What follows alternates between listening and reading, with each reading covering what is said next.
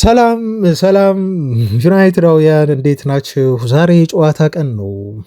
ኦልሞስት 11 ሰዓት ከ45 ላይ ዩናይትድ ከኤሲ ሚላን ጋር በፖላንድ ጨዋታ ያደርጋል። ስለዚህ ጨዋታ ብዙ አንኖርም፣ ምክንያቱም ይህን ጨዋታ እየተመለከታችሁ ይሆናል ዜናዎቻችንን የምትሰሙት ወይም ጨዋታው ካለፈ በኋላ ይሆናል። ስለዚህ ጨዋታ ደግሞ ሶስት ያህል ምናልባት ደቂቃዎችን በመጀመሪያዎቹ ሰጣችሁና ቀደም ብላችሁ ዜናዎቻችንን የምትከታተሉ አድማጮች መረጃውን ይዛችሁ ጨዋታውን ትመለከታላችሁ። ከዛ ውጭ ባሉት አብዛኞቹ ደቂቃዎች ላይ ግን የተለያዩ ዜናዎችን የምናወራበት የዛሬ ፕሮግራም ነው። ለምሳሌ ቡድናችንን በተመለከቱ የወጡ በጣም የሚያስገርሙ ለየት ያሉ መረጃዎች አሉ። የዩናይትድ ቡድን ቲም ስፕሪትን በተመለከተ ዩሪ ቲልማንስ ከሪዮ ሜት ጋር ስለሰጠው ቃለ መጠይቅ፣ የአስቶን ቪላን ደጋፊዎች ይቅርታ ስለመጠየቁ፣ ስለ ጄጄ ገብርኤል ብቃትና ምን ማድረግ ልጁ እንዳለበት ትልቅ ደረጃ ለመድረስ ስለሰጠው ምክር እንነግራችኋለን። ቤንጃሚን ሼሽኮ ወደ ልምምድ ተመልሷል ተብሏል። በጣም የሚያስደስት ዜና ነው። ተጫዋቹ ለምንድን ነው እስካሁን ድረስ በዩናይትድ ፕሪሲዝን ተሳትፎ ያላደረገው ለሚለው ዜና ምላሽ እንሰጣችኋለን። ከዛ ውጭ ደግሞ አጥቂ ለማስፈረም ማንቸስተር ዩናይትድ ገበያውን እየተመለከተ እንደሆነም እንደው ከሼሽኮ ዜና ጋር በተያዘ ስለ አጥቂ መረጃ እንደያዝን ስንነግራችሁ በደስታ ነው። ቤተሰቦች ከፍራይበርግ አንድ አጥቂ ሊያመጡ ነው ተብሎ ተነግሯል። ነገር ግን የቀድሞ ዩናይትድ ሌጀንድ ተጫዋች ፓትሪስ ኤቭራ ዩናይትድ ማስፈረም ያለበት ተጫዋች ወይም አጥቂ ቪክተር ኦስሜሄን ነው ሲል ክለቡ ኦስሜሄንን እንዲያስፈርም ምክሩን ሰጥቷል። ስለዚህ ጉዳይ ትሰማላችሁ። ማንቸስተር ዩናይትድ ከአርሰናል ጋር አንድ ተከላካይ ለማስፈረም ፉክክር ውስጥ ገብቷል ተብሏል። ነገር ግን ዘአትሌቲክ ጋዜጣ ክለቡ ሌሎች ሴንተር ባክ ተጫዋቾችን ከሚመለከት ይልቅ ራሱ አካዳሚውን ቢመለከትና አሁን ያለውን ተጫዋች እዛው ቲሙ ውስጥ ቢጠቀም የተሻለ ነው በሚል አንድ ሃሪ ማጉዌር ተብሎ ቅጽል ስም የሚጠራ ተከላካይን በተመለከተ ዘገባ ይዞ ወጥቷል። ምን ዘገበ ዘአትሌቲክ በዚህ ተጫዋች ዙሪያ እና ተጫዋች ውስጥ ማን ነው ለሚለው መረጃዎችን የማደርሳችሁ ይሆናል። ዝውውርን በተመለከተ የሉዊስ ፔጅ ዝውውር ኦልሞስት አሁን እየተጠናቀቀ ይገኛል። ነገር ግን ፋብሪሶ ሮማኖ ለምንድነው ዩናይትድን በተመለከተ በተለይ በዚህ ክረምት የዝውውር መስኮት መረጃ እያልሰጠ ያለው? በደንብ መረጃዎችን እያገኘ ያለው አሁን ከእንግሊዝ ውጪ ባሉ ተጫዋቾች ዝውውር ላይ ነው ወይ ደግሞ በስፔን የእንግሊዝ ክለቦች በተለይ ደግሞ አንዳንድ የስፔን ክለቦች አትሌቲኮ ማድሪድ ከእንግሊዝ እና አርሰናል፣ ማንቸስተር ዩናይትድ የፋብሪሶ ሮማኖን ስልክ ብሎክ አድርገዋል ተብሏል። ፋብሪሶ ሮማኖ መረጃ ለመጠየቅ ወደ ክለቦቹ ሲደውል ፍጹም ስልኩን አያነሱም ወይም መረጃ አይሰጡትም ተብሏል። በርካታ ክለቦች ፋብሪሶ ሮማኖን ብሎክ እያደረጉ ነው። ፋብሪሶ ሮማኖ የፈጠረው ትልቅ የሆነ የዝውውር አብዮት አሁን ልክ እንደ ሮም ቀስ በቀስ እየፈራረሰ ይገኛል። ዴይሊ ሜል ያወጣውን በጣም አስገራሚ የሆነ ዘገባ ፋብሪሶ ሮማኖን በተመለከተ መረጃ አለን እናደርሳችኋለን።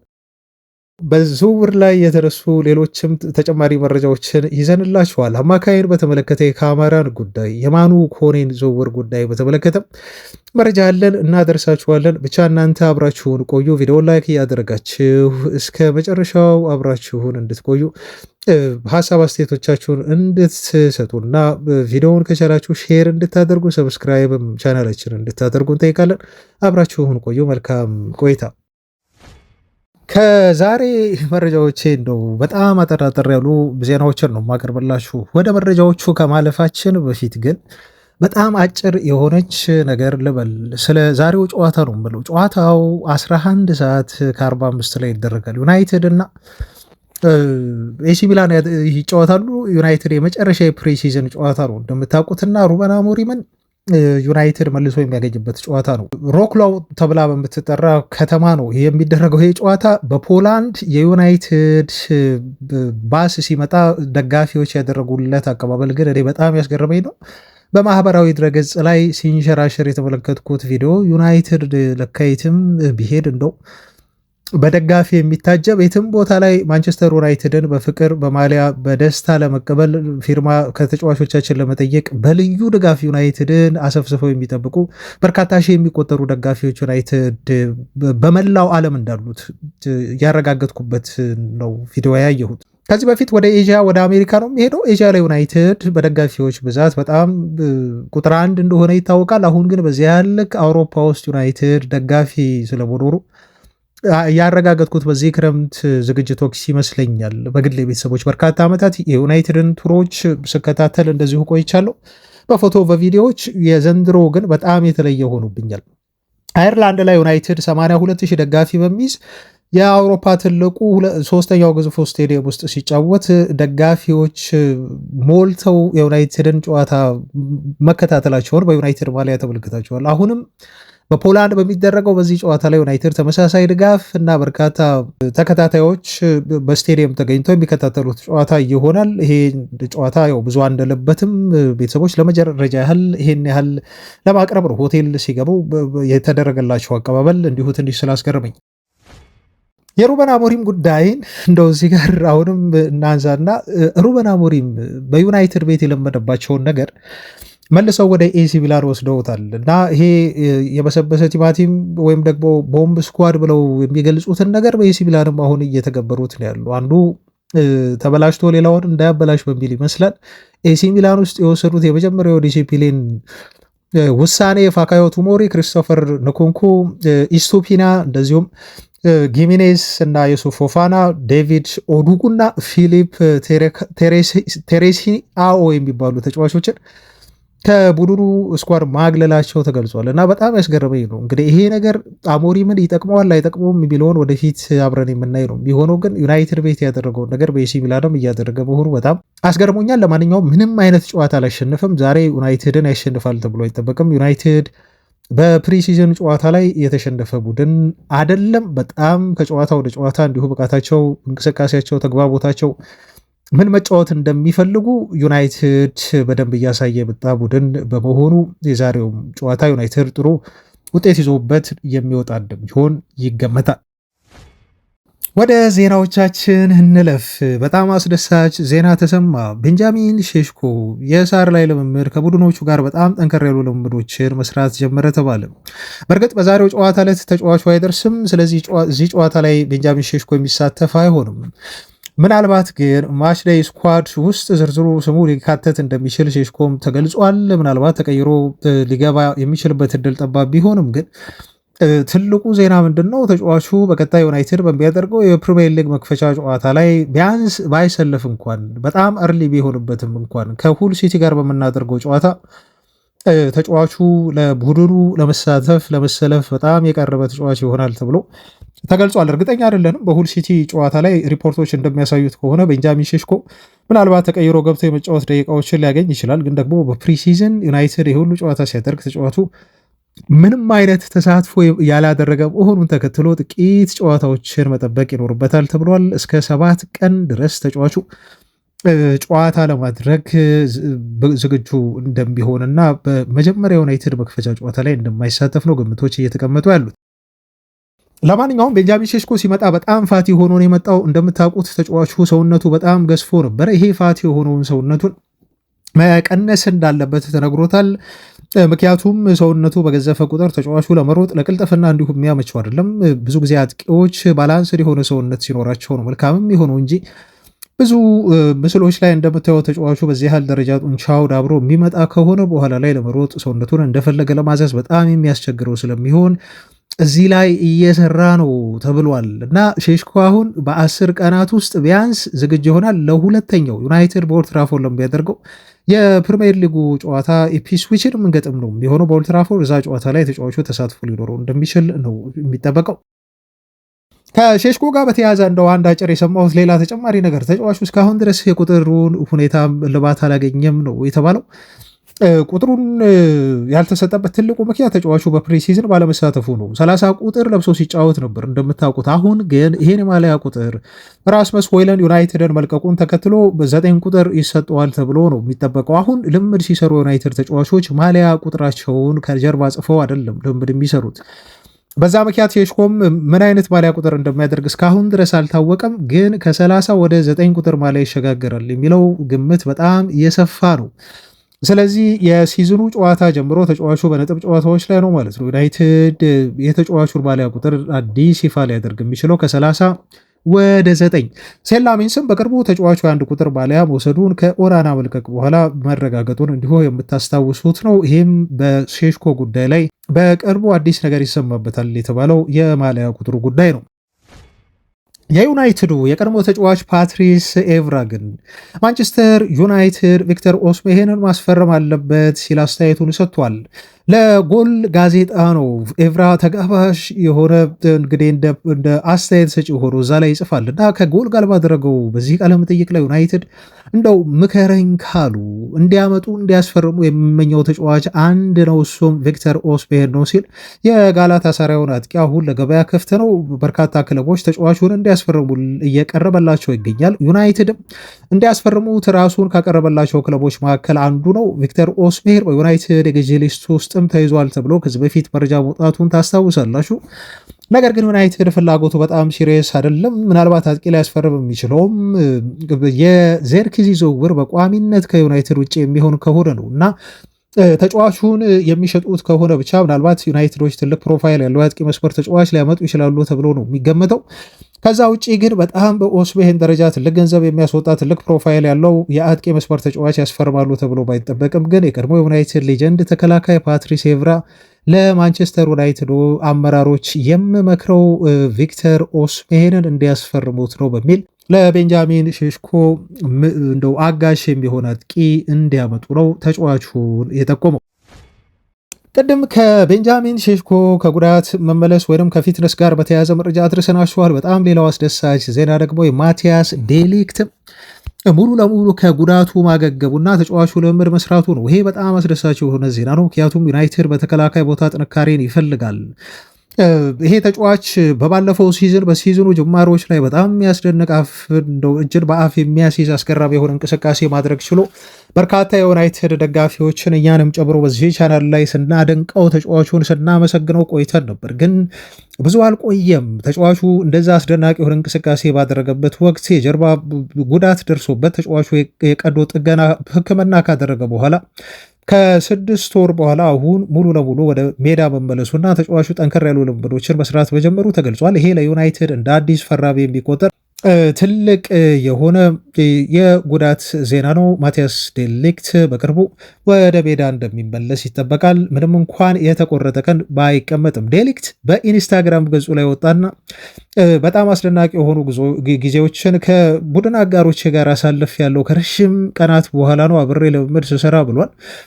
ስለዚህ ተጫዋቹ ከነኚህ ጓደኞቼ ጋር ወደ ሜዳ ለመመለስ እንደው ጓጉቻለሁ፣ በጣም አመሰግናለሁ ሲል ነው በተለይ ደብሊን ውስጥ ለተሰጣቸው አየርላንድ ውስጥ ለተሰጣቸው ፍቅር እና ያ ሁሉ ደጋፊ ለዩናይትድ ተሞ በየሄዱበት በየተጫወቱበት ስቴዲየም ሁሉ ያን ፍቅር ስላሳዩቸው አመስግኖ ተጫዋቹ ከደብሊን ወደ ፖላንድ መሄዳቸውን የፖሰተው ማቲያስ ዴሊክት ለዩናይትድ እንዲመለስ በዛ አቋሙ የሁላችንም የዩናይትድ ደጋፊዎች ምኞት ነው። ይህም እውን ሊሆን በጣም የተቃረበ ነው የመሰለው። በማንቸስተር ዩናይትድ ስኳድ ውስጥ ያለው የቡድን መንፈስ ከሌላው ጊዜ ፍጹም ለየት ያለ ነው። ትላንት አንድ ቪዲዮ ተለቆ ነበር። ይሄ ቪዲዮ ተጫዋቾቻችን እንደው ሜዳ ላይ ልምምድ ከመስራትና ጨዋታዎችም ላይ በጋራ ከመፋለም ባለፈ እንደዚሁ በጣም ከፍተኛ የሆነ ሪሌሽንሽፕ እንዳላቸው እርስ በርስ ያለው ቦንድ የቲሙ ስፕሪት በአጠቃላይ ዩናይትድ ከምንጊዜውም በላይ የተለየ እንደሆነ የታዘብንበት ቪዲዮ ነው ትላንት የተለቀቀው። ተጫዋቾቻችን ተሰብስበው እርስ በርስ ጌም ይጫወታሉ። ይሄ ቪዲዮ በተለቀቀበት ወቅት ታዲያ ፍጹም ተዝናንተው ፍጹም እንደው በጣም ደስተኛ ሆኖ እንዳሉ ጥሩ ተነሳሽነት ላይ እንደሆኑ የሚያመላክት ቪዲዮ ነው የወጣው። የቲሙ ቦንዲንግ አሁን ከምንጊዜው በላይ ዩናይትድ መልበሻ ቤት ስምምነት የለውም። ተጫዋቾቹ ተከፋፍለዋል። በተጫዋቾቹ መካከል ፍቅር የለም። ለክለቡ ባጅ መዋደቅ መፋለም የሚባለው ነገር የለም የሚባለው አሁን በዩናይትድ እየተሻሻለ መሆኑንና እንደው በዚህ ሲዝን በነገራችሁ ላይ እንደው እዚህ ጋር ልድገበው ሪዮ ፈርዲናንድ የዩናይትድን የልምምድ ካምፕ አየርላንድ ተቀላቅሎ እንደተረዳሁት እንዳለው አምና አሜሪካ ሲሄዱ በአሜሪካ ተገኝቼ የቲሙን ስፕሪት ተመልክቻለሁ አለ ፈርዲናንድ። ዘንድሮ ደግሞ የተለየ ሆኖብኛል። አምና የቲሙን ልምምድ እንዲሁ ስመለከት በጣም ከፍተኛ ተነሳሽነት ነበራቸው። የሆነ ነገር ሊያሳዩ እንደሚችሉ ገምቼ ነበር። ዘንድሮ ደግሞ የባሰውን ነው ያየሁት። በጣም ተነቃክተዋል። እንደው በጣም ብዙ ዓመት አብረው የቆዩ ነው የሚመስሉት። ያላቸው ቦንዲንግ ያላቸው ስፕሪት በጣም ከፍተኛ ነው በሚል ነው ሪዮ ፈርዲናንድ ዩናይትድ ትልቅ ስኬት በዚህ ሲዘን ሊያሳካ ይችላል፣ አንድ ትልቅ ዋንጫ ከክለቡ ጠብቁ ሲል አስተያየቱን የሰጠው። አማድም እንደዚሁ ወጣና ኢንስታግራም ላይ ምናለ ከትላንቱ ቪዲዮ መለቀቅ በኋላ ዋት ኤ ግሩፕ ሲል ነው ተጫዋቾቹን ጓደኞቹን በማሞካሸት እንደው በጣም ደስ የሚል እንደው ጓደኛዊ የሆነ መተሳሰብ ቤተሰባዊ የሆነ ፍቅር እንዳለ በክለቡ ውስጥ ተጫዋቹ በአድናቆት በዚህ መልኩ የገለጸው። ማይክል ካሪክም በቅርቡ ባደረገው ቃለ መጠይቅ ላይ እንደምታስታውሱት በፕሪሚየር ሊግ ዋንጫ ላይ እኛ ዝም ብለን ተሳትፎ ለማድረግ አይደለም የምንጫወተው፣ በዚህ ሲዝን ዩናይትድ የሆነ ትልቅ ነገር ማሳካት እንደሚችል አምናለው፣ ለፕሪሚየር ሊግ ዋንጫም ነው የምንጫወተው ሲል አሰልጣኙ አስተያየት መስጠቱን ታስታውሳላችሁ። እና ማንቸስተር ዩናይትድ ይህን የፕሪሚየር ሊግ ዋንጫ ለማሳካት ግን የተወሰኑ ቦታዎች ላይ ተጫዋቾችን ማስፈረምና ቡድኑን ማጠናከር አለብን በሚልም መልእክቱን ማይክል ካሪክ አስተላልፏል። ቢያንስ ከ2 እስከ 3 ቦታዎች ላይ በቀጣዮቹ ቀሪ የዝውውር መስኮቶች ላይ ዩናይትድ ተጫዋቾችን አስፈርሞ በፕሪሚየር ሊግ ለአውሮፓ ሻምፒዮንስ ሊግ የመሳተፍ እድል ለማግኘት ብቻ ሳይሆን የሊጉን ዋንጫም ከአርሰናል እና ከሲቲ ጋር ተፎካክሮ ለማንሳት ዩናይትድ ዝግጁ እንደሆነና ያን ለማድረግ አቅም እና ሙድ ውስጥ እንደሆኑ ነው አሰልጣኙ ማይክል ካሪክም የገለጸው። ስለዚህ ተጫዋቾቻችን ይህን ስሜት ይዘው የሚሄዱ ከሆነ በተለይ የሊጉ መክፈቻ 2 ጨዋታዎች ልናሸንፋቸው የምንችላቸውና የቲሙን አጀማመር እንዲሁ ፍጹም ሊያሳምሩ የሚችሉ መሆናቸውን ተከትሎ ማንቸስተር ዩናይትድ ከአምናው ከሩበን አሞሪም የፕሪሚየር ሊግ ጅማሩ በተለየ መልኩ የመጀመሪያዎቹን ጨዋታዎች በማሸነፍ ቡድኑ የሊጉ ተፎካካሪ መሆን የሚያስችለውን ሞራል እና እንዲሁም አቅም እንዲሰንቅ ሊያደርገው ይችላል የሚል ግምቶች በሰፊው እየተሰራጩ ነው የሚገኙ። የዩናይትዱ አዲሱ ፈራሚ ዩሪ ቲልሞንስ ለአስቶን ቪላ ደጋፊዎች በይፋ ይቅርታ ጠይቋል። ይቅርታ የጠየቀበት ትልቁ ምክንያት ደግሞ ተጫዋቹ ቃላት አጠቃቀም ላይ ተሳስቻለሁ በሚል ነው። ማንቸስተር ዩናይትድ ከመጣ በኋላ ዩናይትድ ምንም ጥያቄ የለውም በጣም ትልቁ ግዙፉ ክለብ ነው ሲል ነበር ተጫዋቹ አስተያየት የሰጠው። እናም ይሄን በማለቱ በርካታ የአስቶን ቪላ ደጋፊዎች ተጫዋቹ አስቶን ቪላን አሳንሶ አይቷል እና ዩናይትድን በጣም አክስፎ በመናገሩ ምክንያት ለአስቶን ቪላ ያለውን ክብር እንዲሁ ቀንሷል በሚል ሲተቹት ነበር። ኡናይ ኤምሪ በበኩላቸው በዚህ ጉዳይ ላይ ተጠይቀው ተጫዋቹ ያን አስተያየት በመስጠቱ ብዙም አልተከፋውም ሲሉ ከተናገሩ በኋላ እውነታውን ልንክደው አንችልም፣ ማንቸስተር ዩናይትድ በጣም ከፍተኛ የሆነ ደጋፊ ያለው ተጽዕኖ ፈጣሪ የሆነ ትልቅ ክለብ ነው፣ ግን ብቃትን በተመለከተ የምጠይቁ ከሆነ አሉ ኡናይ ኤምሪ ብቃትን ከጠየቃችሁን ዩሪ ቲልሜንስ ከዩናይትድ ጋር እኛን ለመቅጠም በሚመጣ ሰዓት ግን ይሄን ቃል እንዲደግመው በድጋሚ ይፈልጋለሁ። ተጫዋቹ እንደው አስቶን ቪላ ዩናይትድን የማሸነፍ አቅም እንዳለው ጠንቅቆ ያውቃል። ብቃትን በተመለከተ ግን አሁን አስቶን ቪላ ከዩናይትድ የሚያንስ ቡድን አይደለም፣ በጣም ጥሩ ቡድን ነን፣ እኛም ቢሆን በእንግሊዝ ፕሪሚየር ሊግ ጠንካራና ተፎካካሪ ትልቅ ቡድን ነን ሲሉ ነው አስተያየታቸውን የሰጡት ኡናይ ኤምሪ። በዛም ይመስላል ሪዮሜት በተባለ ፕሮግራም ላይ የቀረበው ዩሪ ቲልሞንስ እንደው ለቃላት አጠቃቀሜ አነጋገሬ አስቶን ቪላን አሳንሼ ዩናይትድን በጣም ትልቁ ክለብ ነው ብዬ ለመናገር ሳይሆን ሁለቱም ክለቦች እያነጻጸርኩ አይደለም፣ ሁለቱም ክለቦች በጣም ትልቅ ናቸው፣ ዩናይትድ ግን ፍጹም የተለየ ነው ለማለት ፈልጌ ነው በሚል የአስቶን ቪላ ደጋፊዎችን እንዲሁ በይፋ ለቃላት አጠቃቀሙ ይቅርታ ጠይቋል። ተጫዋቹ ወደ ዩናይትድ ከመጣ በኋላ በነገራችሁ ላይ ባደረጋቸው ያለፉት ጥቂት የወዳጅነት ጨዋታ ተሳትፎ ላይ 54 ያህል ደቂቃዎችን መጫወት ችሏል። ተቀይሮ የገባባቸው በዚህ ተቀይሮ በገባባቸው ደቂቃዎች ተጫዋቹ 10 ያህል ፓሶችን በፋይናል ሰርድ ውስጥ በመጣል ተጫዋቹ ምን ያህል ለዩናይትድ ጠቃሚ ተጫዋች ሊሆን እንደሚችል እና ከብሩኖ ፈርናንዴዝ ጥሩ መግባባት ላይ ሊደርሱ እንደሚችሉ ወደፊት ፍንጭ የሰጠበትን ጨዋታ ነው ማድረግ የቻለው ዩሪ ቲልሞንስ። ዩሪ ቲልሞንስ ከሪዮ ፈርዲናንድ ጋር ሪዮሜት በተባለ ፕሮግራም ላይ ቀርቦ በተለያዩ ጉዳዮች ላይ አስተያየት ሰጥቷል። ሁለት ነገሮችን ላንሳ በጣም አጠራጠር በማድረግ ዋነኛ ያነሳቸውን ሀሳቦች እንዲሁ ስገልጽ ቲልማንስ ስለ ማርከስ ራሽፎርድ አወራ። ምክንያቱም በአስቶን ቪላ አብረው ተጫውተው ያውቀዋል።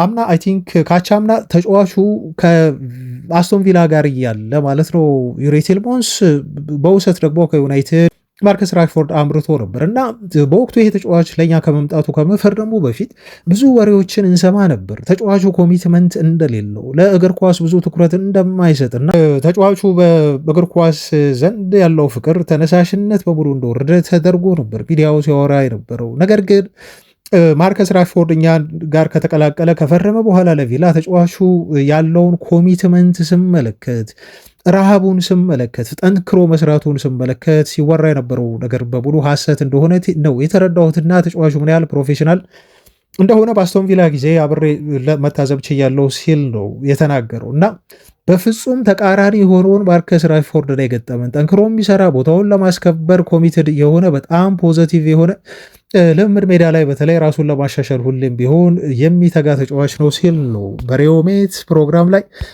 ማርከስ ራሽፎርድ እንደሚወራው እግር ኳስን ለመጫወት ፍቅር ያጣ ተጫዋች ሳይሆን ጠንካራ ሰራተኛ መሆኑን የተናገረው። ዩሪ ቲልማንስ ይቀጥላል። ስለ ጄጄ ገብርኤል ደግሞ እንደዚህ አነሳ። ጄጄ ገብርኤል አለ ተጫዋቹ ጄጄ ገብርኤል በጣም አስደናቂ ተጫዋች ነው አለ። ብዙ ነገሮችን አሁን እየተማረ ነው። እናም ከኛ ብዙ ልምዶችን ለማግኘት በልምምድ ወቅት ላይ በተለይ ብዙ ትምህርቶችን ለመክሰምም ከፍተኛ ጥረት እያደረገ ነው። ተጫዋቹን እኛ እንደግፈዋለን ሲል ነው የተናገረው። ተጫዋቹ ይሰለጥናል። ለሱም መክረው ነገር በጣም ፕሮፌሽናል መሆን መቻል አለበት። ታውቃላችሁ፣ በእግር ኳስ ችሎታ ብቻ እንዲሁ ምንም ማለት አይደለም። ሁሌም ቢሆን መሞከር መቻል አለበት እና በእግር ኳስ ያለውን ተሰጥኦ ተጠቅሞ ተጫዋቹ የትም ቦታ መድረስ ይችላል። ይህን ማድረግ የሚችለው ደግሞ ጥረቶችን በሙሉ ማድረግ ሲችል ነው። ነገር ግን ዋነኛው ጄጄ ገብርኤል መርሳት የሌለበት ነገር ከዚህ ሁሉ ጫና ወጥቶ ራሱን በእግር ኳስ ማስደሰት ኢንጆይ ማድረግ ይጠበቅበታል። ዋናው ነገር በእግር ኳስ መዝናናቱ ነው። ከተዝናና ደግሞ ሌሎችን ማዝናናቱ አይቀርም በሚለው ለተጫዋቹ ለታዳጊው ባለሰጠው ተጫዋች ምክሮን እየሰጠው እና ዋናው ነገር በተጫዋቹ ትኩረቱን በሙሉ እግር ኳስ ላይ አድርጎ በሚወደው እግር ኳስ መጫወት ብቻ ነው። ራሱን ጫና ውስጥ መክተት የለበትም። ሌላው በሙሉ በተፈጥሮ የሚመጣ ነገር ነው በሚል ነው ለጄጄ ገብርኤል እና ለዩናይትድ ተሰጥኦ ተጫዋቾች አስተያየቱን በዚህ መልኩ የሰጠው። በነገራችሁ ላይ ጄጄ ገብርኤል በቅርቡ በኢንስታግራም አካውንቱ ላይ ከዩሪ ቲልማንስ ጋር ልምምድ አብረው ሲሰሩ የሚያሳይ ፎቶ አጋርቶ ብዙዎች ኢንተራክት እንዳደረጉበት የሚታወስ ነው። ይሄ ተጫዋች ድንቅ ተሰጥኦ ያለው ነው። ነገር ግን እንደው ራሱን ከልምዳውን አድርጎ ተጫዋቹ በእግር ኳስ መዝናናትና ጠንክሮ መስራት ይኖርበታል። ከዛ ተፈጥሯዊ ችሎታ ያለው ልጅ በመሆኑ ሁሉም ነገር ዝናውም፣ ገንዘቡም እንዲሁም በከፍተኛ ሌቭል መጫወቱም ቀጥሎ የሚመጣ ነገር ነው ሲል ነው ዩሪ ቲልማንስ ምክር የሰጠው። ወደ ዝውውር ዜናዎች እንለፍ። ቤተሰቦች ቪዲዮውን ላይክ ማድረጋችሁን እንዳትረሱ እናስታውሳችሁ። ወደ አጫጭር የዝውውር ዜናዎች ስናልፍ የተከላካይ መስመርን በተመለከተ የወጡ መረጃዎች አሉ። እነሱን ዜናዎች እናድረሳችሁ። በቅድሚያ ማንቸስተር ዩናይትድ አንድ ተከላካይ መስመር ተጫዋች ሊሸጥ ተቃርቧል። ይህም ተጫዋች ሃሪ አማስ ይባላል። ተጫዋቹ የሚፈርመው ለዌስትሃም ነው ተብሎ እየተጠበቀ ነው ያለው። ምክንያቱም ዌስትሃሞች ተከላካያቸው ኢልሃጂ ማሊክን ዲዩፍ ለመሸጥ ነው የተስማሙት። በ35 ሚሊዮን ፓውንድ ሂሳብ ለብሬንፎርድ ይሸጡታል። ይሄ ተከላካይ ማሊክ ዲዩፍ የተባለው በዩናይትድ ከዚህ በፊት ሲፈለግ የነበረ ተጫዋች ነው። በእርግጥ በሁለቱ ክለቦች መካከል የ5 ሚሊዮን ፓውንድ ልዩነት አለ። እስካሁን ድረስ ዝውውሩ በይፋ አልተጠናቀቀም። ግን ይሄ 5 ሚሊዮን ፓውንድ ሂሳብ ልዩነት እንዲሁ ይጠባል። ዝውውሩን ያጠናቀቃል ተብሎ ይጠበቃል። ታዲያ ማሊክ ዲዩፍ ዝውውሩን ወደ ብሬንፎርድ ሲያጠናቅቅ ታዲያ በምትኩ ነው ዌስትሃም ዩናይትዶች ሃሪ አማስን ከዩናይትድ ለማምጣት የሚንቀሳቀሱት። በውሰት ይሁን በቋሚ ዝውውር ግን የታወቀ ነገር የለም። ሞስት ፕሮባብሊ ዩናይትድ በቋሚ ዝውውር ይህን ተጫዋች ይሸጠዋል ተብሎ ይጠበቃል። ሃሪ አማስ ከለቀቀ ደግሞ ዩናይትድ የግራ መስመር ተከላካይ ማስፈረሙ በዝውውር መስኮት ላይ የሚቀር አይሆንም ማለት ነው። በሌላ ተያያዥ ዜና ዩናይትዶች አሁንም ቢሆን ሌዊስ ሆልን ለማስፈረም ፍጹም ተስፋ አልቆርጥም። በቅርቡ በተለይ ትላንት እንደወጡ ተባራሪ ሪፖርቶች ከሆነ ዩናይትዶች ከኒውካስል ጋር ንግግር ማድረግ ጀምረዋል። በእርግጥ ኒውካስል ዩናይትዶች ተጫዋቹን ለመሸጥ ፈቃደኛ አይደሉም።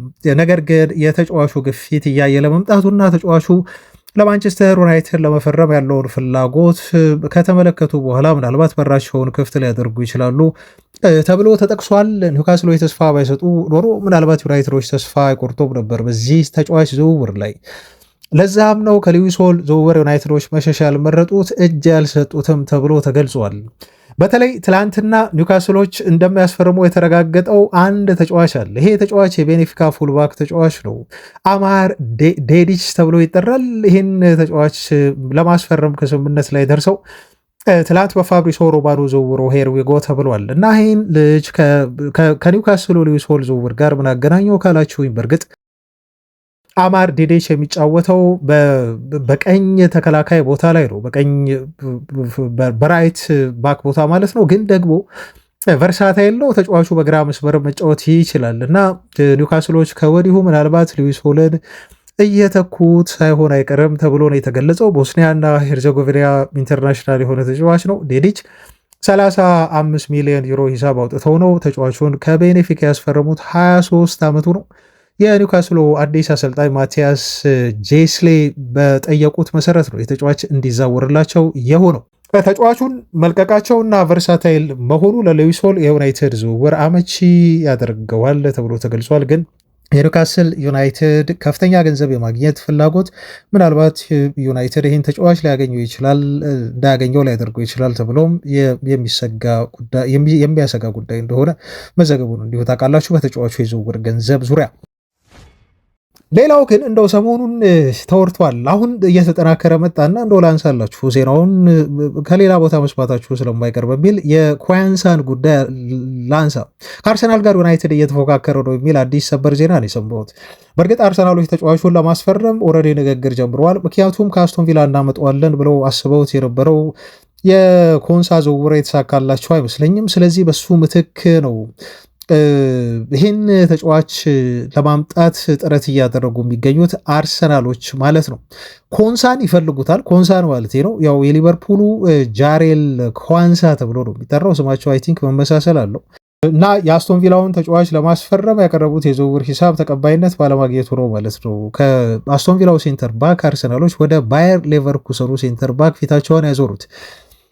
ተጫዋቹ 23 ዓመቱ ነው እንደምታውቁት። ለባየር ሌቨርኩሰን የፈረመው ባለፈው ክረምት ላይ ነው እና ሊቨርፑሎች ባለፈው ሲሸጡት አንድ ስምምነት ተስማምተው ነበረ። ተጫዋቹን መልሰው ማስፈረም የሚችሉበትን የ59 ሚሊዮን ፓውንድ ሂሳብ ውሉ ላይ ያካተው ነበር። ይሄን ሂሳብ ከፍለው የሚያስፈርሙበት ልዩ የሆነ አንቀጽ ግን አሁን ጊዜው አለፈበት። ስለዚህ ተጫዋቹን በፈለጉት ገንዘብ ተደራድሮ የመሸጥና ሊቨርፑልም ተጫዋቹን የሚያስፈርምበት ልዩ መብት ስላለቀ ወይም ኤክስፓየር ስላደረገ አሁን እንደ አዲስ ከባየር ሊቨርኩሰን ጋር ክለቦች ድርድር አድርገው ነው ማለት ነው ያለ ሊቨርፑል ጣልቃ ገብነት ልጁን ለማስፈረም ጥረት የሚያደርጉት። አርሰናሎችም የኮንሳ ዝውውር ስላልተሳካላቸው ወደ ኳንሳ ፊታቸውን አዙረው ነው ተጫዋቹን ለማስፈረም ከባየር ሊቨርኩሰን ጋር ንግግር ማድረግ የጀመሩት። በዚህ መሃል ነው ታዲያ ዩናይትድ አርሰናልን ተቀላቅሏል። ተጫዋቹን ለማስፈረም ከአርሰናል ጋር ይፎካከራል ተብሎ የተገለጸው እንደውም የኳንሳን ተወካዮች ሁሉ ሳይቀር ዩናይትድ ማናገሩ ተገልጿል። ሌቨርኩሰኖች ግን ተጫዋቹን እንዲሁ አልለቅም የሚል አቋም ይዘዋል። ግን እነኚህ ሁለት ክለቦች ገፍተው መጥተው ጥሩ ጥያቄ የሚያቀርቡ ከሆነ ተጫዋቹ የጀርመኑን ክለብ ለቆ ከተዛወረ ከአንድ ዓመት በኋላ መልሶ ወደ ፕሪሚየር ሊግ በመምጣት ለአርሰናል ወይም ለማንቸስተር ዩናይትድ የሚጫወትበት ጊዜ ሩቅ እንደማይሆን ነው እየተገለጸ ያለው። በነገራችሁ ላይ ይህን ዜና እየሰራሁላችሁ ዛሬ ዘአትሌቲክ የተባለው መረጃ አንድ ጽሑፍ አውጥቶ ነበር። ዩናይትድ ምናልባት ሴንተር ባክ ለማስፈረም ገበያውን ላይ ይመለከት ይችላል። ፕራዮሪቲም ቦታ አድርጎ አይመለከተውም። የዩናይትድ ቀዳሚ የዝውውር ፍላጎት በሌፍት ባክ ቦታ እንደሆነ ሁላችሁም ታውቃላችሁ። ከዛ ውጪ አማካይ ማስፈረም፣ ከዛ በኋላ ደግሞ የ9 ቁጥር ተጫዋች አጥቂ ማስፈረም ነው የዩናይትድ የዝውውር ኢላማ በቅደም ተከተል። ነገር ግን ሴንተር ባክ ዩናይትድ ለማስፈረም እንደው ብዙ ገንዘብ ከማውጣት ይልቅ የአካዳሚውን ተጫዋች ሊመለከት ይችላል ይለናል የዘ አትሌቲክ ሰፊ ዘገባ። በእርግጥ ይህን ተጫዋች ከዚህ በፊት አስተዋወቂያችኋለሁ። ዳን አርመር ይባላል። በማንቸስተር ዩናይትድ የፕሪሲዝን ካምፕ ዩናይትድ ዋና ቡድንን ተቀላቅሎ ከተጫዋቾቻችን ጋር በቋሚነት ልምምድ በመስራት ላይ የሚገኝ በቀጣዮቹ ጥቂት ዓመታት ውስጥ የዩናይትድን የሴንተር ባክ ቦታ ለመቆጣጠር ይፎካከራል ተብሎ የሚጠበቅ ነው። በቁመት በጣም ዘለግ ያለ ነው። ኳስን የሚጫወትበት መንገድ ፍጹም የተረጋጋ፣ እንደዚሁም አብዛኞቹ ነገሮች ከሃሪ ማጉዌር ጋር የሚያመሳስሉት ስለሆነ ትንሹ ሃሪ ማጉዌር እያሉ ይጠሩታል።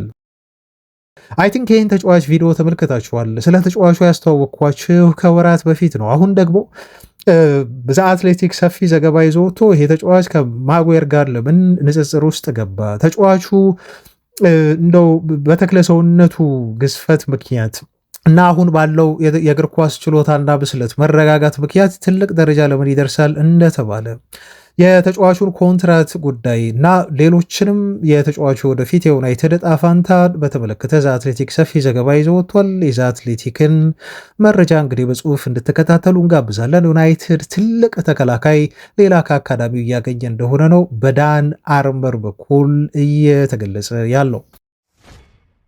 በአማካይ የዝውውር ዜና የአንድ ተጫዋችን ስም በተመለከተ አሁንም ከዩናይትድ ጋር እየተያዘ መውጣቱን ቀጥሏል። ላሚን ካማራ ተብሎ ይጠራል። ይሄ ተጫዋች ለሞናኮ ነው የሚጫወተው እና ተጫዋቹን ለማስፈረም ያላቸውን ክትትል አሁንም ዩናይትዶች አጠናክረው ቀጥለዋል የሚል ዜና ወጥቷል።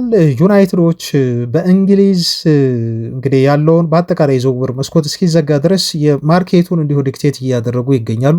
እንቅስቃሴ ውስጥ ከመግባታቸው በፊት የሁኔታዎችን ወይም ደግሞ የትራንስፈር ዶሚኖ ኢፌክቶችን መጠበቅን መርጠዋል። ስለዚህ ዌይት የሚለው ቃል በዩናይትድ አመራሮች የተሰመረበት ትልቁ ነጥብ ነው። በዚህ ክረምት የዝውውር መስኮት ዌይት ኤንድ ፔሸንሲ ብለው ይጠሩታል። ታግሶ ጠብቆ ዝውውሮችን ለመፈጸም ጥረት ማድረግ ፖሊሲ ማለት ነው። አሁንም በዚህ ፖሊሲው ቀጥሎ ነው ዩናይትድ በርካታ የአማካይ ስፍራ ተጫዋቾችን ሁኔታ በቅርበት ሆኖ እየተከታተለ የሚገኘው። የሞናኮ የአማካይ ስፍራ ተጫዋች ካማራ ደግሞ በ50 ሚሊዮን ዩሮ ሊገዛቸው ካሰባቸው አማካዮች መካከል አንዱ ነው። ስለዚህ በየትኛውም ሰዓት ላይ ምናልባት ሰርፕራይዝ የሚሆን ዝውውር ሊሆን ይችላል ተብሎ ስሙ ተጠቅሷል ማለት ነው እና ተጫዋቹ ምናልባት ሞናኮን የሚለቅ ከሆነ መዳረሻው እንግሊዝ እንደሚሆን ብዙዎች እየገመቱ ነው። መዳረሻው ሊሆኑ ይችላሉ ተብለው ከተጠሩ ክለቦች መካከል ደግሞ ማንቸስተር ዩናይትድ፣ ሊቨርፑል እና አርሰናል የሚጠቀሱ ክለቦች ናቸው። ማንቸስተር ዩናይትድ እንደምታውቁት ስሙ የተያዘው ከዛ ፈረንሳይ ከሚገኙ ክለቦች መካከል ከካማራ ጋር ብቻ አይደለም። እንደውም በብዛት ስሙ ተይዞ የቆየው ፈረንሳዊው የአማካይ ስፍራ ተጫዋች ማኑ ኮኔ ጋር በተያዘ ነው። በእርግጥ ኦፍኮርስ አድማጮች ይቅርታ ጠይቃለሁ፣ እዚህ ጋር ይሄ ተጫዋች ፈረንሳዊ ይሁን እንጂ የሚጫወተው ፈረንሳይ ውስጥ አይደለም። የሮማዊ አማካይ ስፍራ ተጫዋች ማኑ ኮኔ ማለት ነው። ዩናይትድ ከካማራ ይልቅ በቅድሚያ ሊያስፈርመው የሚፈልገው እንደ ቤን ጃኮብስ እንደ ዩናይትድ ስታንድ ቻናል ላይ ያለው የዩናይትድ እውቁ ደጋፊና የኮንቴንት አዘጋጅ ማርክ ጎልብሪች ገለጻ ከሆነ ዩናይትድ ሰዎች በባለፉት ጥቂት ቀናት መልሰው ኮንታክት ያደረጉት ተጫዋች ነው ማኑ ኮኔ። ከወኪሎቹ ጋር ዝውውሩ በተመለከተ የዩናይትድ ሰዎች አናግሮታል ብሏል። ስለዚህ ፍላጎታቸው በድጋሚ ያገረሸው እዚህ ፈረንሳዊ ተጫዋች ማኑ ኮኔ ላይ ነው። ከየትኛውም አማካዮች ይልቅ ተጫዋቹን ለማስፈረም ዩናይትዶች ይሄ እዚህ ተጫዋች ላይ ትኩረት ሊያደርጉ እንደሚችሉ ነው የሚገመተው። ሌሎች ተጫዋቾችም እንዲሁ በቅደም ተከተል ሊስታቸው ውስጥ እንዳሉ ሆነው ማለት ነው። ይህንን ዜና ያወጣው ቤን ጃኮብስ በመሆኑ ምክንያት ዜናውን ልነግራችሁ እንዲወደድኩ። ኢጎር ማታኖቪች ተብሎ ይጠራል። ይሄ ተጫዋች በበርካታ የፕሪሚየር ሊግ ክለቦች እየተፈለገ ይገኛል። ለጀርመኑ ክለብ ፍራይበርግ በመጫወት ላይ ነው ያለው። ማታኖቪች ተብሎ ይጠራል። በጣም ረዥም፣ ፊዚካሊ በጣም ስትሮንግ የሆነ ተጫዋች ነው። ይሄን ተጫዋች ለማስፈረም ዩናይትዶች ፍላጎት አሳይተዋል። እንደ የትኛውም የሌሎች የእንግሊዝ ክለቦች ፍላጎት ተብሎ ተገልጿል። ተጫዋቹ አይ ቲንክ ቤተሰቦቻችን ሴንተር ፎርዋርድ ቦታ ላይ ነው የሚጫወተው። ፊዚካሊ ስትሮንግ ሴንተር ፎርዋርድ ብሎ የገለጸው። ስለዚህ የአጥቂ መስመር ተጫዋች ነው ማለት ነው። ተጫዋቹ የአማካይ ስፍራ ተጫዋች አይደለም። ማንቸስተር ዩናይትድ ልዩ የሆነ አማራጭ ይሆናል ተብሎ በአጥቂ መስመር ላይ ታስቦበታል ማለት ነው። ቶተንሃሞችም ፍላጎት አላቸው እዚህ አጥቂ መስመር ተጫዋች ላይ እና ይሄ ልጅ ከፍራይበርግ ወደ ዩናይትድ እንዲመጣ በማንቸስተር ዩናይትድ እየተፈለገ ይገኛል ብሎ ነው ቤን ጃኮብስ የገለጸው። ስሙ ማታኖቪች ተብሎ ይጠራል። ዩናይትዶች በአጥቂ መስመር ላይ ሊስታቸው ውስጥ ያካተቱት አዲስ ተጫዋች ሆኗል ከፍራይበርግ። ስለዚህ ተጫዋች እንደው መረጃ ካነሳው አይቀር ቤተሰቦች ተጫዋቹ በእግር ኳስ ኬሪየሩ ያስመዘገባቸው ቁጥራዊ መረጃዎች 3 ሆነው ተቀምጠዋል። እነሱን ልግለጽላችሁ። መጀመሪያ በፓውሊን የተጫወተው 57 ያህል ጨዋታዎችን አድርጎ 3 ጎሎችን አስቆጥሮ 5 ያህል አሲስቶችን ብቻ ያደረገው። ከዛ ወደ ፍራይበርግ አመራ። በፍራይበርግ ደግሞ 50 ያህል ጨዋታዎችን አድርጎ 15 ያህል ጎሎችን አስቆጥሮ 4 ያህል አሲስቶችን ማስመዝገብ ችሏል። ከዛ ካርል ሹር ተብሎ ለሚጠራ ሌላ ክለብ ፈረመ። 32 ያህል ጨዋታዎችን አድርጎ 14 ጎሎችን እንዲሁ ማስቆጠር ቻለ። 7 ያህል አሲስቶችን ማድረግ ችሏል ማለት ነው። በእርግጥ አሁን የሚጫወተው ለፍራይበርግ ነው፣ ግን ከዚህ ቀደም ለካርል ሹር ተብሎ ለሚጠራ ሌላ የጀርመን ክለብ መጫወቱ እንዲሁ ይታወቃል። ተጫዋቹ በማንቸስተር ዩናይትድ የ9 ቁጥር ቦታ ለቤንጃሚን ሼሽኮ አጋዥ እንዲሆን በዩናይትድ የተፈለገ ነው። ቁጥራዊ መረጃዎችን ወደ እናንተ እናድርስ በሚል ነው። የዝውውር ዜናዎቻችንን ከማጠናቀቃችን በፊት ስለ ፋብሪሶ ሮማኖ አንዳንድ መረጃዎች ወጡና እጅግ ስላስገርሙኝ እንደው ስለ ፋብሪሶ ሮማኖ እናውራ። ታስታውሳላችሁ የሆነ ፕሮግራም ላይ አንድ ነገር ተናግሬ ነበር። ከዚህ በፊት ፋብሪሶ ሮማኖ የማንቸስተር ዩናይትድን ዝውውር በተመለከተ መረጃ እያገኘ አይደለም። ኢቨን ይሄ የዝውውር ጉምቱ የምንለው ትልቅ ሰው እንኳን ሳይቀር ከማንቸስተር ዩናይትድ ቤት በኩል እንደው ፊት እየተነሳ ነው በሚል ዘገባ አሰራላችሁ ነበር። ምክንያቱም በዩናይትድ የዝውውር እንቅስቃሴ ወቅት ይሄ የታወቀ ሰው እንግዲህ ምንም አይነት የዝውውር መረጃዎችን እያደረሰን አልነበርም። ግምቶች ናቸው አብዛኞቹ። የሚናገራቸው ነገሮች ምንም መረጃ ከክለቡ ውስጥ እያገኘ እንዳልሆነ የሚያሳብቁ ናቸው። ምክንያቱም ዩናይትድ በእርግጠኝነት ሶስተኛ አማካይ ይፈልጋል ያመጣል ብለዋለን፣ ግን እስካሁን ድረስ ሶስተኛ አማካይ ለማስፈረም ገበያ ላይ ክለቡ እንዳለ ብናከም እርግጠኛ ግን መሆን አልቻልንም። ብዙ ስለ ማንቸስተር ዩናይትድ ዜናዎችንም እያገኘ አይደለም። ለምሳሌ አንደኛው አሁን ወደ ማንቸስተር ዩናይትድ ዝውውሩን እንደሚያጠናቅ የተገለጸው እና ወደ ማንቸስተር ዩናይትድ መዛወሩ አይቀርም የተባለለትን ተጫዋች ሉዊስ ፔጅን በተመለከተ ፋብሪሶ ሮማኖ ያለው ነገር የለም። ከዛ ውጪ ከቶተንሃም አንድ የክንፍ መስመር ተጫዋች አለ፣ ቶምሰን ተብሎ ይጠራል ቤተሰቦች። እሱን ስናስፈርም ፋብሪሶ ሮማኖ በይፋ ስለዚህ ተጫዋች ዩናይትድ ዝውውርም የነገረን ነገር የለም። ምንም አይነት ፖስትም እንዲሁ አልፖስተም፣ መረጃው ቀድሞ አልደረሰውም ነበር። ትላንት ግን በሜል ጋዜጣ ስለ ፋብሪሶ ሮማኖ ራሱን የቻለ ትልቅ የሆነ ዘገባ ተሰራ። ይሄ ዘገባ እንደዚህ ይላል። ዘ ኮላፕስ ኦፍ ፋብሪሶ ሮማኖ ኢምፓየር ይላል። የፋብሪሶ ሮማኖ የዝውውር ተአማኝነት፣ የዝውውር ግዝፈት ከዚህ በኋላ ፍርክስክሱ ወጥቷል እና ፋብሪሶ ሮማኖን እንደ ከዚህ በፊቱ ልዩ የሆኑ የዝውውር መረጃዎችን ሲያቀርብ አታገኙትም። ከዚህ በኋላ የፋብሪሶ ሮማኖ ዝና እንደ ሮም ሁሉ እንደፈራረሰ ነው ማለት ነው የዘገቡት እና አሁን ስንሰጋው የነበረው ነገር ፋብሪሶ ሮማኖ መረጃዎችን እያገኘ አይደለም። በአጠቃላይ ዩናይትድ ለጋዜጠኞች እንዲሁ መረጃ እየሰጠ አይደለም የሚባለው ነገር በደንብ የተረጋገጠበትና እኛም በግምት ስናወራቸው የነበሩ ነገሮች እንደው እውነት እንደሆኑ ያረጋገጥንበት ዘገባ ሆኖ አግኝቼዋለሁ ማለት ነው። ቤተሰቦች ምንድን ነው የሚለው መሰላችሁ?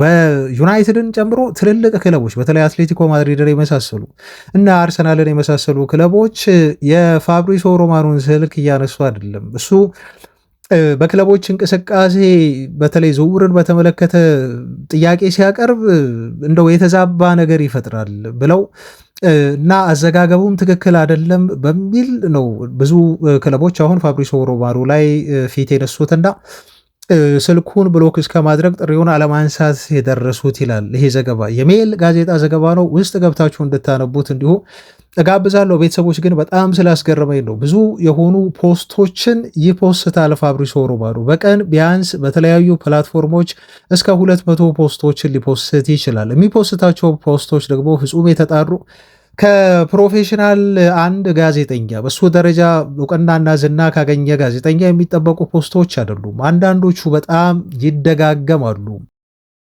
ስለዚህ ፋብሪሶ ሮማኖ ለክሊክ ቤት እየሰራ ነው። እሱ ገንዘቡን እየሰራ እንጂ ፕሮፌሽናል የሆነ ጋዜጠኛ ሆኖ የክለቦችን መብት ጥቅም እያስከበረ እንደዚሁ ፕሮፌሽናል ሆኖ ስራውን የሚሰራ ጋዜጠኛ አይደለም በሚል ነው። እንደ ትልቅ እና ስልጡን የሆነ ጋዜጠኛ ከመሆን ይልቅ ተራ ኢንፍሉዌንሰር ነው ፋብሪሶ በሚል አንዳንድ ዘገባዎቹ የተዛቡ ናቸው በሚል ክለቦች እንደዚሁ እሱ ላይ ማዕቀብ የጣሉበት ማለት ነው። እና ይሄ ሰው ዝውውሮችን በተመለከተ በተለይ ቀድሞ ከሌላው ለመታወቅ ሲል ሳይጠናቀቁ በፊት ሁሉ ዝውውሮችን በእሱ አነጋገር ሄርዊጎ እያለ ብዙ ነገሮችን አበላሽቶብናል ብለው ክለቦች ተቃውሞ አቅርበውበታል ማለት ነው። አንዳንድ ጊዜ ፖስት ያደረጋቸው ፖስቶች ደግሞ ስህተት አለባቸው። እነኛን ስህተቶቹን ደግሞ ወዲያው ያጠፋቸዋል። ወይንም ደግሞ ከተሳሳተ በኋላ ደግሞ አንዳንዶቹን ሁሉ ስህተቱን አምኖ ይቅርታ የሚጠይቅ አይነት ጋዜጠኛ አይደለም። ዴሌት አያደርጋቸውም ወይም ደግሞ ኤዲት አያደርጋቸውም። ብዙ ስህተቶችን ታዝበናል የሚል ተቃውሞ አንስተውበታል።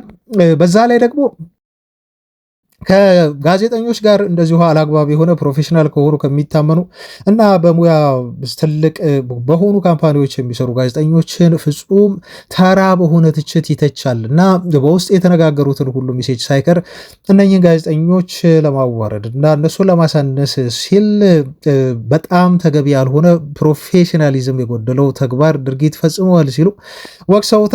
ከሳውዲ አረቢያም ጋር በተያያዘ እንደዚሁም ሙስና በልቶ ተጫዋቹ አሚን ፋብሪሶ በጉቦ ምክንያት ፕሮሞት አድርጓል ሳውዲን ብለው ይወቅሱታል።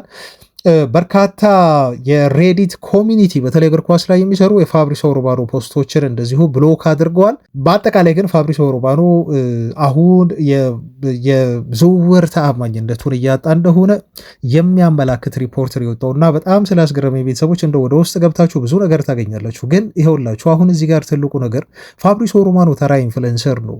ማንም እሱን ፕሮፌሽናል ጋዜጠኛ ነው እናም ደግሞ ስራውን በጣም አክብሮት ሀምኖ የሚሰራ ጋዜጠኛ ነው ብሎ ማንም አይወስደውም እሱን እንደ ፕሮፌሽናል። ይሄን የምትረዱት ምክንያቱም የሚፖስታቸውን የፌስቡክ ፖስቶች ስትመለከቱ አንድ ተራ የእግር ኳስ ደጋፊ እና ኳስን የሚወድ ሰው ፖስት የሚያደርገውን ነው። አንዳንድ ጊዜ በሽሽቁ ሁሉ ይፖስታል። አንዳንድ ጊዜ አንዳንድ ተጫዋቾችን አንዳንድ ክለቦችን በጣም ያሞካሻል፣ ያሞግሳል። አንዳንድ ጊዜ ደግሞ ለወኪሎችም ይሰራል ብለው ይወቅሱታል። ወኪሎች ተጫዋቾቻቸው እሱ ላይ እንዲፖሰቱና እንደው ተጽዕኖ እንዲፈጥር ያደርጋል። አንዳንድ ጊዜ ደግሞ ያልሆኑ መረጃዎችን በመልቀቅ በወኪሎች ተከፋይ ሆኖ በክለቦች ተከፋይ ሆኖ ለአንዳንድ ክለቦች ይሰራል ተብሎ ልክ እንደ ባርሴሎና ላሉ ክለቦች እንዲሁ እየተወቀሰ ነው ያለው። አርሰናልን ለመሳሰሉ ክለቦች ደግሞ ይጠሉታል። አርሰናል ደጋፊዎች ሁሉ ሳይቀር ያወዱትም እሱን የማንቸስተር ዩናይትድ ደጋፊ ነው እያሉ ሁሉ ሞክ ያደርጉታል። በእነኚህ ምክንያቶች ተደራርበው ፕሮፌሽናሊዝም የጎደለው ጋዜጠኛ ስለሆነ ብለው ነው እንግዲህ በርካታ አሁን እሱ ላይ ተቃውሞ እያነሱ እሱን ባን እያደረጉ የሚገኙት። ግን በጣም የሚያስገርማችሁ ባለፈው ጃንዋሪ ላይ ብቻ 300,000 ፓውንድ ነው የሰራው ከዝውውር ወሬዎቹ ብቻ ነው፣ ከስፖንሰር ምናምን ገቢ አይደለም። በአመት ደግሞ ብታምኑ ባታምኑ ፋብሪሶ ሮማኖ 3.9 ወይም 4 ሚሊዮን ፓውንድ ገቢ አግኝቷል። እሱ ስራውን እየሰራ ገቢውን እያገኘ ነው። ነገር ግን ይሄ ተቃውሞ ጠንክሮበት አሁን ከዝውውሩ ማርኬት እና ከዝውውር ዘገባዎቹ ሊያወጡት ነው። የመጨረሻው ሲዝን ይመስላል። ቤተሰቦቻችን ዜናዎቻችን በዚህ ላይ ያበቁ። ነገ እንገናኛለን። ሰላም ሁኑ ባይ